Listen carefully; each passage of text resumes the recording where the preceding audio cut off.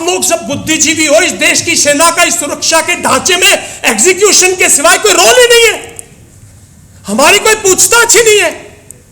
इस देश की जो सुरक्षा की जो कड़ी है, जो सीसीएस है, कैबिनेट कमेटी सिक्योरिटी, जो नेशनल सिक्योरिटी काउंसिल है, जो हमारा नेशनल सिक्योरिटी एडवाइजर है, पिछले 5-6 जितने एडवाइजर बने, कोई फौज का आदमी काबिल ही नहीं समझा आपने।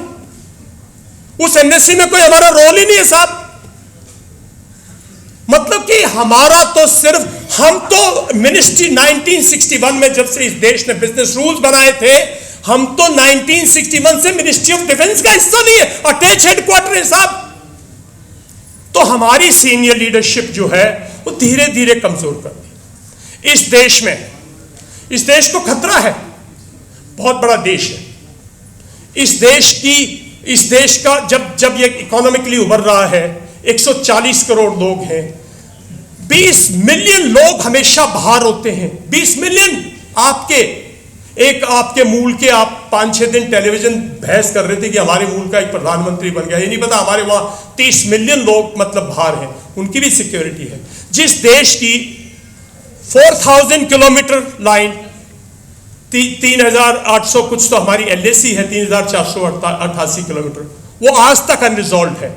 जिसका 38,000 स्क्वायर किलोमीटर चाइना दबाए बैठा है, जिसका 13,700 किलोमीटर स्क्वायर किलोमीटर पीओके में है, वो हमारा है ना।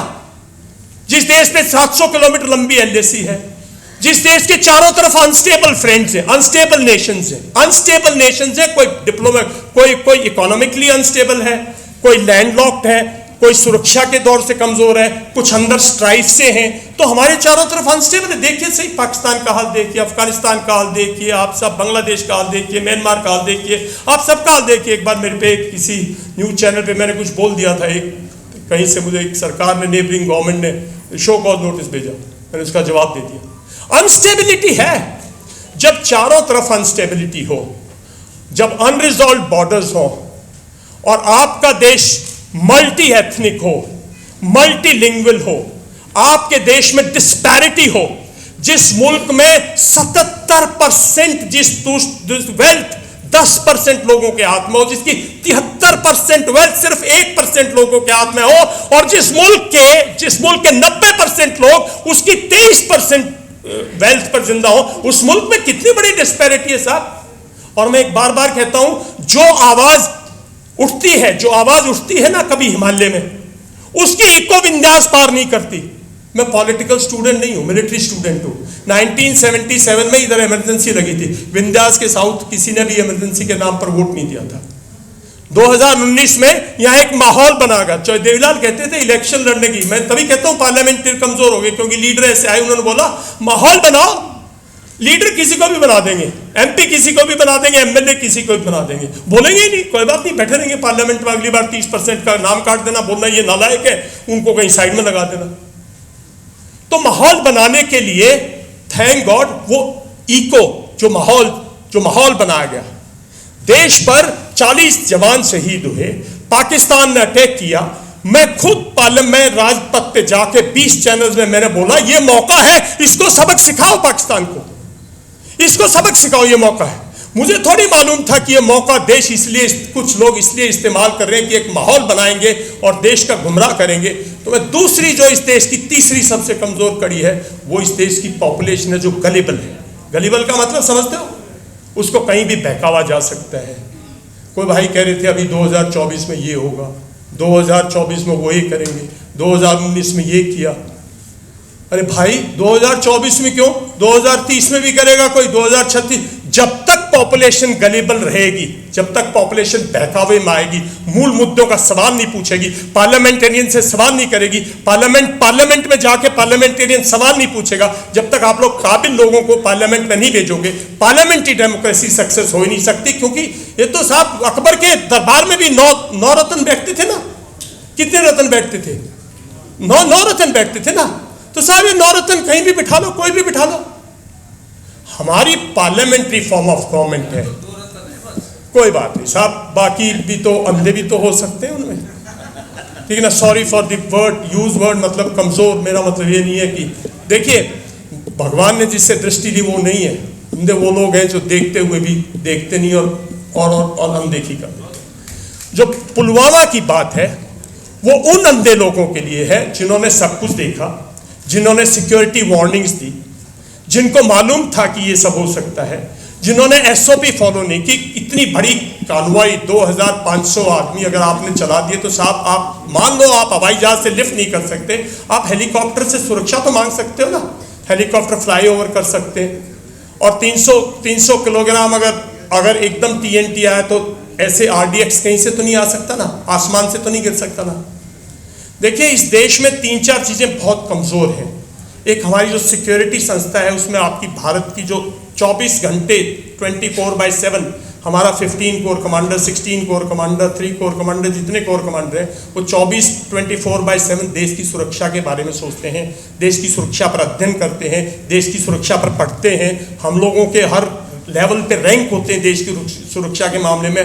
हम लोगों का देश की सुरक्षा की स्ट्रैटेजी प्लानिंग में, स्ट्रैटेजिक थिंकिंग में, स्ट्रैटेजिक प्रिवेंशन में कोई रोल नहीं। जो इंटेलिजेंस एजेंसीज हैं रॉ और जो एजेंसी जिम्मेवार हैं उनमें हमारा कोई रोल नहीं है। हमारा सिर्फ जो सिक्योरिटी फोर्सेस की, तीनों फोर्सेस की जो एजेंसीज है, जो डीआई है, उसका एक लिमिटेड सा रोल है। तो जब तक आप इस ढांचे को मजबूत नहीं बनाएंगे, जब तक आप अपील नहीं करेंगे ढांचा मजबूत हो, ये पुलवामा होगा। पुलवामा पे मैं 3 चीज कहना चाहता हूं।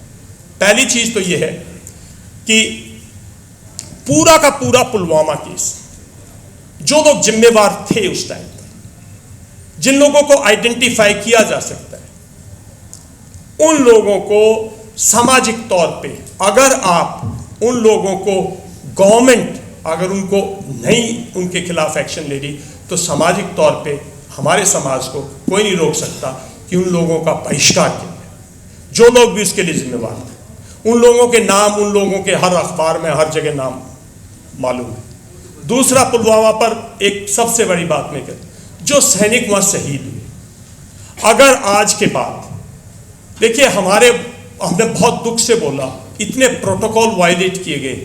हमारे यहाँ फौज में एक बहुत बड़ा रीति रिवाज है साहब, जो रिट्रीट बोलते हैं।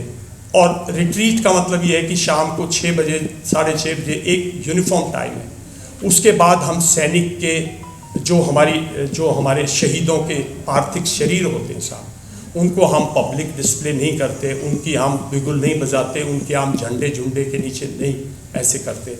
जो इस देश ने किया देखा, इस देश के सारे नेता वहाँ पे खड़े थे, उन्होंने ये किया, यहीं किया, दिल्ली में किया।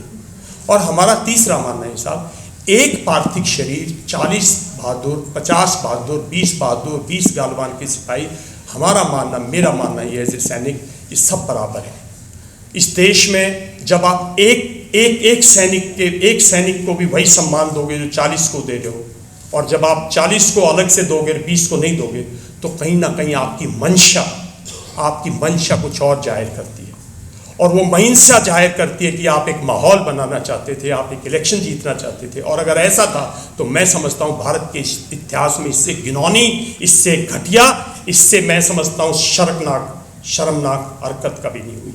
और अगर ऐसा लोगों ने किया है, मैं नहीं सोचता हम लोग शायद माफ़ कर सकते हैं, भगवान कभी ऐसे लोगों को माफ़ करेगा। और अगर आपको सचमुच कुछ सीखना है तो सिक्योरिटी मुद्दों को मैं टेलीविज़न पर बार बार बोलता हूँ, सिक्योरिटी फोर्सेस को देश के गलियारों में मत खींचो।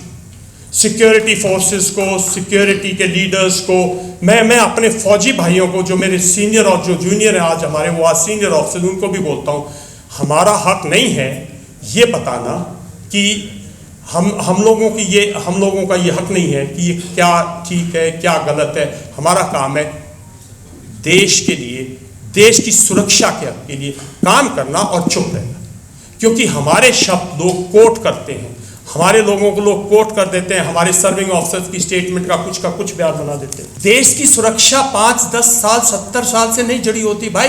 भारत की सुरक्षा आने वाले 500 साल से जोड़नी पड़ेगी इस पीढ़ी को। 3 पीढ़ियां ऑलरेडी सुरक्षा के मुद्दे में घिस चुकी हैं, पिट चुकी हैं, और देश की तरक्की इस सुरक्षा के मुद्दों के कारण काफी पकड़ी गई है। खासकर 1991 में जब से भारत खुशहाली की तरफ बढ़ा, जब से भारत ने ओपनिंग ऑफ इकोनॉमी की, दुनिया की नजरें भारत पर टिकी। कोई हम में से भी कोई गरीब आदमी को इनसिक्योर नहीं करना चाहता। हम भी गरीब आदमी को सिक्योरिटी पॉइंट ऑफ व्यू से देखते, दुनिया भी हमें उस पॉइंट ऑफ व्यू से देख रही थी। चाइना भी नहीं देख रहा था जब हम गरीब थे। जब जिस दिन चाइना को लगा कि ये देश जो है, अब इस देश में एक प्रधानमंत्री ने पूरी इकोनॉमी को खोल दिया है और अब ये देश तरक्की करेगा और ये देश की इकोनॉमी बढ़ेगी, ये देश प्रॉस्पर बनेगा, ये देश एक दिन डेवलप नेशन होगा। चाइना ने भी पाकिस्तान के आईएसआई का साथ दामन थामा और बेशुमार पैसा, बेशुमार इंटेलिजेंस और बेशुमार पाकिस्तान की मदद जम्मू एंड कश्मीर में। ये सब क्यों हो रहा है? देखिए, मैं पुलवामा पे आप सब इतने बोल चुके हैं और सत्यपाल मलिक साहब खुद बोलेंगे, मैं उसके 3-4 पहलुओं पर बात करूंगा, लेकिन मैं मेन मुद्दे पर आना चाहता हूं। ये क्यों रहा है? देश में क्यों बॉम्बे हो जाता है? देश में क्यों कारगिल हो जाता है? देश के अंदर क्यों उरी हो जाता है? देश के अंदर क्यों पुलवामा हो जाता है? देश के अंदर क्यों गालवान हो जाता है? देश के अंदर क्यों मणिपुर हो जाता है? मतलब आज 70 साल के बाद देश में ऐसा क्यों हो रहा है? कभी सोच के देखा है? इसके 3 कारण हैं। सबसे बड़ा कारण यह है, और हो सकता है कुछ पार्लियामेंटेरियन मेरे पे कल मुकदमा करवा दें और मुझे जो है, कोई मुझे परवाह नहीं है, एक सैनिक का बेटा, मैं इन चीज़ों से नहीं घबराता, शायद कहीं हादसे में गुजर भी जाता, फौज में होता। तो सबसे इस देश की पार्लियामेंट, क्योंकि हमारी पार्लियामेंट्री फॉर्म ऑफ गवर्नमेंट है, मेरा मानना यह है कि जो हमारे जिन लोगों ने इस देश की आज़ादी की लड़ाई लड़ी थी, जो उन्होंने सोचा था पार्लियामेंट ऐसी होगी, पार्लियामेंट का वो रूप नहीं रहा और पार्लियामेंट कमजोर पड़ गई। और पार्लियामेंटेरियन का स्टैंडर्ड मेरे मानना यह है कि और भी कमजोर पड़ गया। जो पार्लियामेंटेरियंस 1950 में जिस पार्टी में होते थे, लेकिन उस पार्टी के प्रधानमंत्री से सवाल कर सकते थे, ऑपोजिशन वाले सवाल कर सकते थे, पार्लियामेंट बहस कर सकती थी, देश का कोई भी मुद्दा हो सकता था, वो पार्लियामेंट ने पिछले 5 साल में इस कोर्ट ऑफ इंक्वायरी, इस इन्वेस्टिगेशन की आज तक एक बार भी बहस नहीं की है बहस? क्या इस पार्लियामेंट ने बहस की है कि 2019 के अंदर बॉम्बे के बाद इतना घातक हमला किया दुश्मन ने हमारी? ये मैं मानता हूं कि आईएसआई के बगैर कुछ नहीं हो सकता, ये मैं मानता हूं कि टेररिस्ट के बगैर कुछ नहीं हो सकता, और उनमें स्लीपर्स, उनमें कौन इन्वॉल्व होंगे? जम्मू एंड कश्मीर के कुछ लोग जो खफा खाए हुए थे, उग्रवादी लोग जो नेटिव हो सकते हैं, उनका साथ लिया होगा। मैं एक सिक्योरिटी पर्सन हूं, कोई भी देश में आईएसआई के बगैर इस देश में अगर आज मणिपुर उबल रहा है तो कहीं ना कहीं चाइनीज एजेंसीज इन्वॉल्व है, हम यहां बैठे कह रहे। तो मेरा मानना है, क्या सवाल पूछा गया? नहीं पूछा गया ना, तो जवाबदेही किसकी ढूंढोगे भाई? आम आदमी से सड़क पे जाके पूछो कि इस देश की सुरक्षा के लिए कौन जवाबदार है, वो बोलेगा सेना, बोलेगा ना। जिस आम आदमी से पूछ लो, आप जाके अभी बाहर जाके 10 आदमी बोलोगे इस देश की सुरक्षा लिए सेना जिम्मेदार।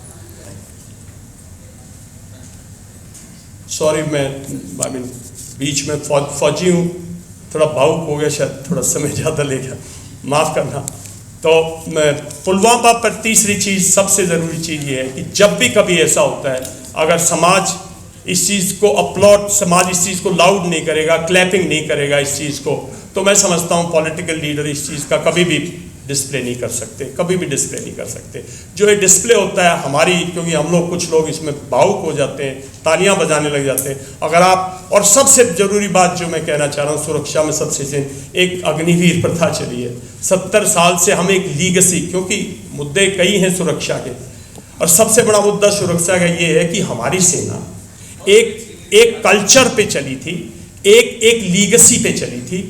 वो लीगसी पुरानी थी, चाहे वो अंग्रेज़ों से सीखी हमने, चाहे किसी से भी सीखी, लेकिन एक हमारी लीगसी थी, और उस लीगसी के तहत हमारी सेना बहुत मजबूत रही है।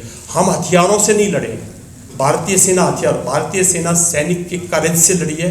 भारतीय सेना भारत का सैनिक सबसे करेज, जैसे आपका बेटा है, मैं सिर्फ सैनिक नहीं है, वो आप में से सबका बेटा है, भारत माँ का बेटा है, वो सबसे करेजियस है इस दुनिया में। 1919 जब कारगिल हुआ तो मेरा एक फॉरेन उससे इंटरेक्शन हुआ, उसने कहा ये वैली ऑफ डेथ में ये charge of the light brigade है, आधुनिक दुनिया में सवार ऐसे अटैक नहीं कर सकता। तो जो ये अग्निवीर जो लगा इन्होंने, ये भारतीय सेना को कमज़ोर करेगा। अगर भारतीय सेना कमज़ोर पड़ेगी तो भारत की सुरक्षा कमज़ोर पड़ेगी। भारत की सुरक्षा के बहुत मुद्दे हैं, लेकिन इसके लिए जिम्मेवार लोग cabinet committee on security affairs, national security advisers, national security council, ऐसे ऐसे शब्द हैं जो ना आप कभी सुनते ना कभी देखते, ना इनकी कभी मीटिंग्स होती, ना कभी इनका कोई उल्लेख करता। अगर CCS का कोई फैसला आपने सुना हो मणिपुर के बाद तो मुझे बता दो। अगर नेशनल सिक्योरिटी काउंसिल ने मिलकर कुछ फैसले लिए हों जो कि आपके समक्ष आए हों तो मुझे बता दो। जब तक ये एजेंसीज आप लोग जागरूक नहीं होंगे, देश का पॉलिटिशियन, क्योंकि दुनिया के अंदर एक वक्त था जब लीडर्स पॉलिटिशियन बने थे, आप उस दौर से गुजर रहे हो जब पॉलिटिशियंस लीडर बन गए। पॉलिटिशियंस देश की सुरक्षा की नहीं सोचता, समाज की सुरक्षा की नहीं सोचता, आपकी भूख की सुरक्षा की नहीं सोचता, सिर्फ अपनी कुर्सी की सुरक्षा की सोचता है और उसी के लिए काम करता है। तो लीडर चुनिए, पॉलिटिशियंस को भगाइए। Thank you and thank you so much. बहुत बहुत शुक्रिया।